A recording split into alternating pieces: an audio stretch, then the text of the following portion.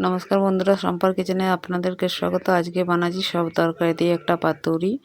তো প্রথমে আমি তরকারিগুলো সব কেটে নিয়েছি। সিম, ফুলকপি, কুমড়ো, আলু, বেগুন, বাঁধাকপি, ফুলকপি সব কিছু কেটে নিয়েছি। কড়াইয়ে তেল গরম করে নিচ্ছি। কড়াইয়ে তেল দিয়ে দিয়েছি।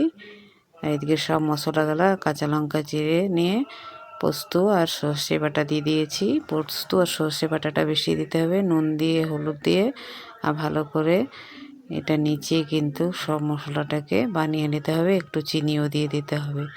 চিনিটা দেওয়ার পর তারপরে কড়াইতে কালো জিরা ফোড়ন দিতে হবে। তারপর ওই সব সবজিগুলোকে একসাথে সব মিলিয়ে বাঁধাকপি, ফুলকপি, কুমড়ো, আলু, বেগুন, সিম সবকে মিলে সরষে পোস্ত বাটা, পোস্তর ভাগটা একটু বেশি দিতে হবে।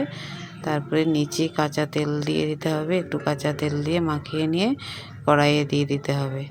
তারপরে হালকা নাড়াচাড়া করতে হবে। কড়াইয়ে সব দেওয়ার পর এটাতে কিন্তু জল একটু ব্যবহার হবে না। এটা ঢাকনা চাপা দিয়ে দিয়ে সিদ্ধ হবে।